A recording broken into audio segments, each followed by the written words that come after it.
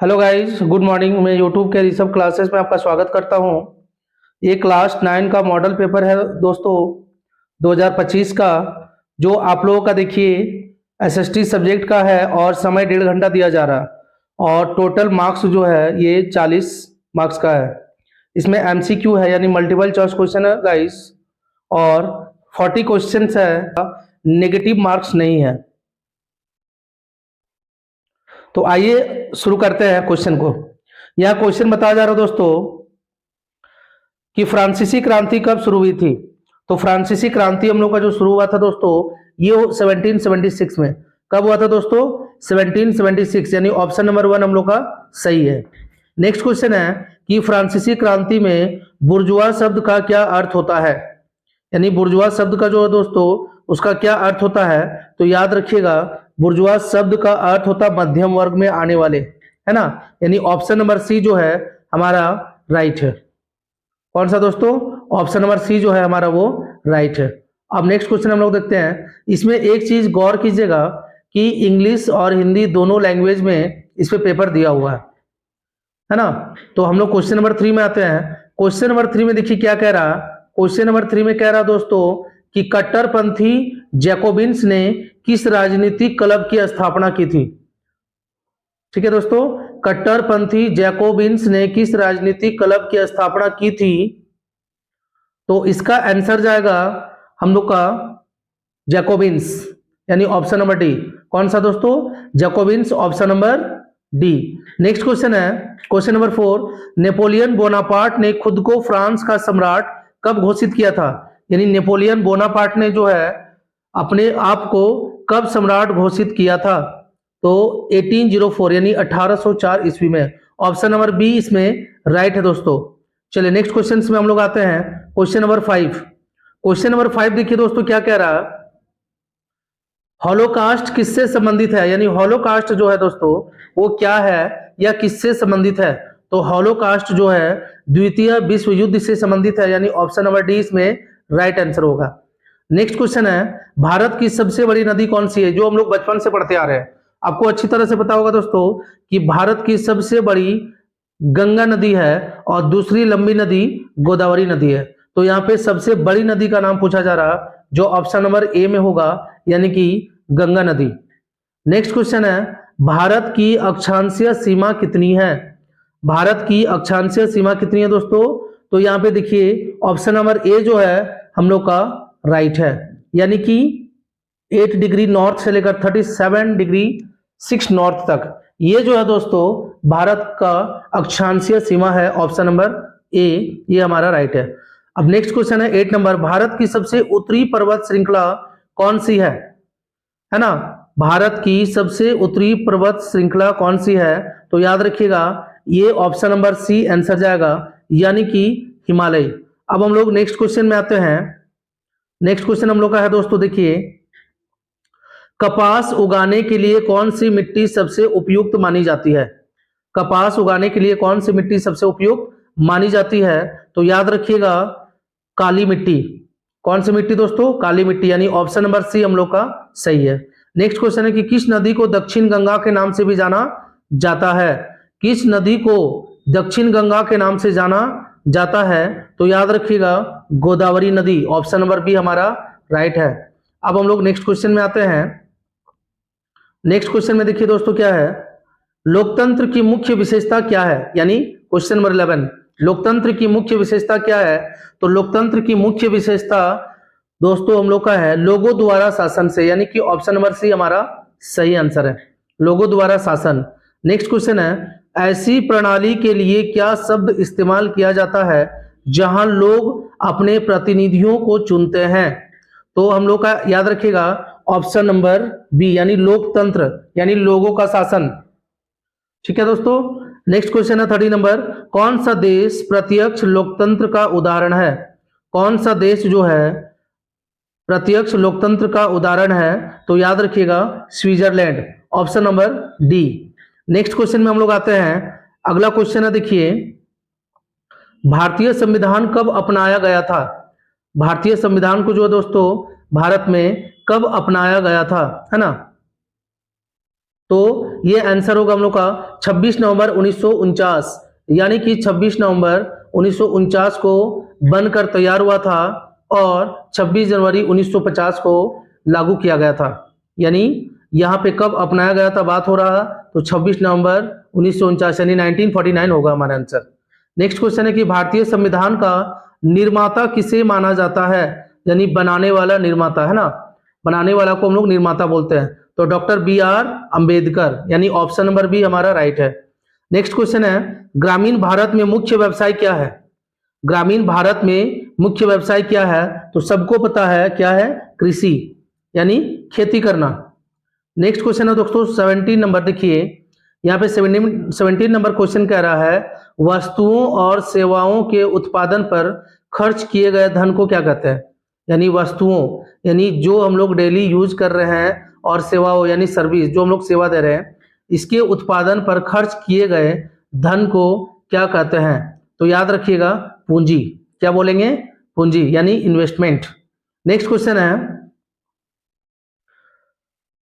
Capital या investment भी बोल सकते हैं। नेक्स्ट क्वेश्चन है 18 नंबर की which sector is known as the primary sector, है ना, इंग्लिश का क्वेश्चन है और हिंदी में बोल रहा किस क्षेत्र को प्राथमिक क्षेत्र के रूप में जाना जाता है, कौन सा क्षेत्र है जो प्राथमिक रूप में जाना जाता है, तो विनिर्माण, कौन सा दोस्तों, विनिर्माण, यानी ऑप्शन नंबर ए हमारा जो है वो राइट आंसर है।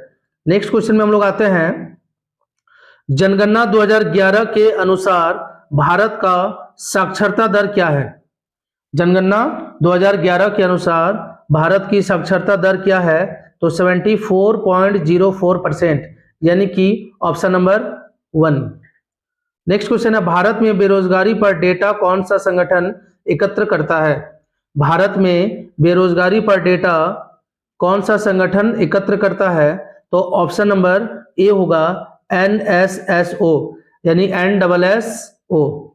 नेक्स्ट क्वेश्चन है दोस्तों कर्क रेखा कितने भारतीय राज्यों से होकर गुजरती है, कर्क रेखा जो है कितने भारतीय राज्यों से होकर गुजरती है, तो टोटल 8 राज्य से होकर गुजरती है, यानी कि ऑप्शन नंबर ए हमारा राइट आंसर है।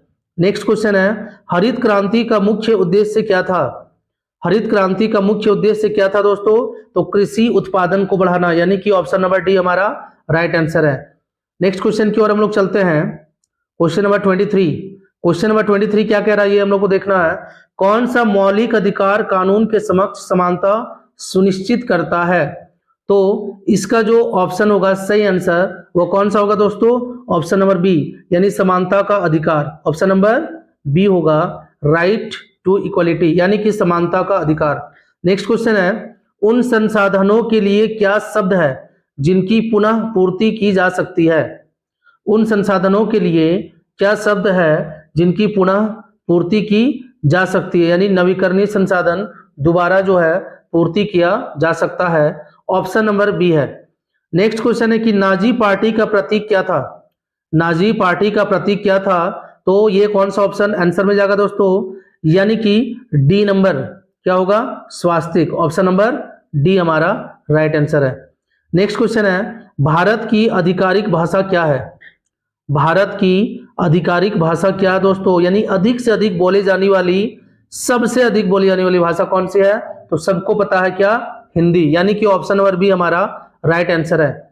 नेक्स्ट क्वेश्चन है किस घटना को प्रथम विश्व युद्ध की शुरुआत माना जाता है, किस घटना को जो है विश्व युद्ध की शुरुआत माना जाता है दोस्तों, तो याद रखिएगा आर्क ड्यूक फ्रांच फर्डिनेंड की हत्या का जो है विश्व युद्ध की शुरुआत माना जाता है, यानी ऑप्शन नंबर डी हमारा राइट आंसर है।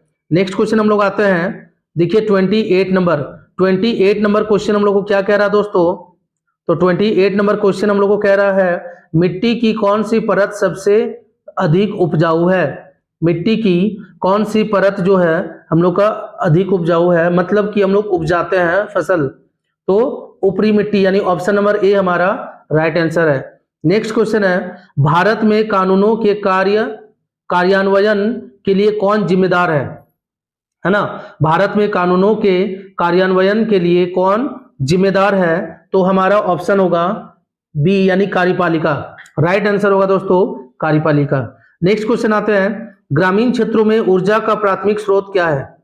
ग्रामीण क्षेत्रों में ऊर्जा का प्राथमिक स्रोत क्या है? तो हम लोग बोल सकते हैं बायोमास। ये हमारा राइट आंसर है, option number C. Next question की ओर चलते हैं। वॉल स्ट्रीट एक्सचेंज कहाँ है? वॉल स्ट्रीट एक्सचेंज कहाँ दोस्तों? तो हमारा आंसर होगा ऑप्शन नंबर ए यानी अमेरिका। नेक्स्ट क्वेश्चन है, संयुक्त राज्य अमेरिका में श्वेतवासियों द्वारा खेती की कौन सी विधि अपनाई गई थी? तो हमारा आंसर होगा गहन कृषि, option number C. Next question है दोस्तों, नेक्स्ट क्वेश्चन की ओर हम लोग चलते हैं, यानी कि 33। बस बहुत जल्द हम लोग कर लेंगे दोस्तों। बस अगर वीडियो अच्छा लगे लाइक एंड कमेंट करते रहिएगा, सपोर्ट कीजिएगा। Thank you. चलिए आते हैं हम लोग क्वेश्चन नंबर 33 में। क्वेश्चन नंबर 33 है, गर्मियों में उत्तरी मैदानों में बहने वाली जो हवा है उसको क्या कहते हैं? तो याद रखिएगा, उसको हम लोग कहते हैं दोस्तों, क्या बोलेंगे? लू। क्या बोलेंगे दोस्तों? लू। यानी कि ऑप्शन नंबर हम लोग का बी सही है। नेक्स्ट क्वेश्चन, हम लोग नेक्स्ट क्वेश्चन की ओर चलते हैं। निम्नलिखित में से कौन सा भारत के उत्तर पश्चिम भाग में सर्दियों के दौरान वर्षा का कारण माना जाता है या वर्षा का कारण बनता है? Question number 34। तो इसका आंसर होगा पश्चिमी विक्षोभ, यानी ऑप्शन नंबर सी। क्या होगा दोस्तों? पश्चिमी विक्षोभ, option number C. Next question है, देखिए, प्रवास से कौन से क्षेत्र में जनसंख्या की संख्या, वितरण और संरचना में परिवर्तन होता है? ये था क्वेश्चन नंबर 35।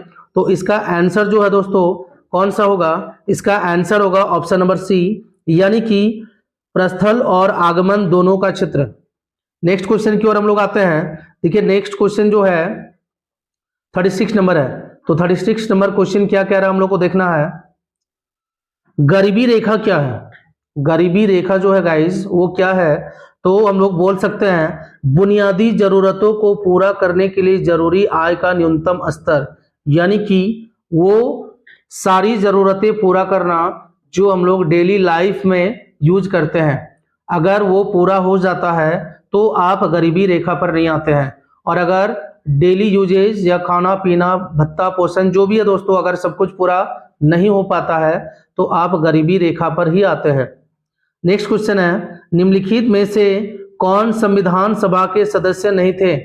अगला क्वेश्चन है दोस्तों, अगला क्वेश्चन क्या है कि निम्नलिखित में से कौन संविधान सभा के सदस्य नहीं थे, यानी क्वेश्चन नंबर 37।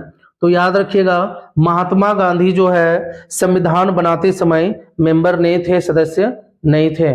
अगला क्वेश्चन की ओर हम लोग चलते हैं। दक्षिण अफ्रीका में रंग भेद का मतलब था, दक्षिण अफ्रीका में रंग भेद का मतलब क्या था? लिंग, धर्म, जाति, आर्थिक स्थिति। तो इसमें ऑप्शन होगा ऑप्शन नंबर सी, यानी जाति जो है दोस्तों इसमें रंग भेद होता था जाति के नाम पर, यानी कि ऑप्शन नंबर सी हमारा सही आंसर है। नेक्स्ट क्वेश्चन है कि भारतीय संविधान कब लागू हुआ था? ये हम लोग बचपन से पढ़ते आ रहे हैं। तो क्या होगा दोस्तों? 26 जनवरी 1950, यानी कि 26 जनवरी 1949 को बनकर तैयार हुआ था, और 26 नवंबर 1949 को बनकर तैयार हुआ था, और 26 जनवरी 1950 में जो है दोस्तों वो क्या हो रहा? वो लागू होगा, यानी कि ऑप्शन नंबर बी हमारा सही है। नेक्स्ट क्वेश्चन है, भारतीय राष्ट्रीय कांग्रेस का 1931 का अधिवेशन कहाँ आयोजित किया गया था? Last question 40। एक बार और देख लेते हैं हम लोग। भारतीय राष्ट्रीय कांग्रेस का 1931 यानी कि 1931 का अधिवेशन कहाँ आयोजित किया गया था? तो कराची में। कहाँ दोस्तों? कराची में। ऑप्शन नंबर डी जो है हमारा राइट आंसर होगा। ये जो है दोस्तों एसएसटी सब्जेक्ट था, बहुत ही इंपॉर्टेंट क्वेश्चन था इसमें, क्योंकि ये मॉडल पेपर 2025 है और एग्जाम में अधिक से अधिक लड़ने वाला है। इसलिए दोस्तों इसे अच्छे से वीडियो को देखकर जरूर समझें। अगर नहीं समझ में आए तो आप इसे दोबारा रिपीट करें, दोबारा देखें, और लाइक कमेंट जरूर कीजिएगा। अगर आप नए हैं तो सब्सक्राइब कीजिएगा। Thank you so much.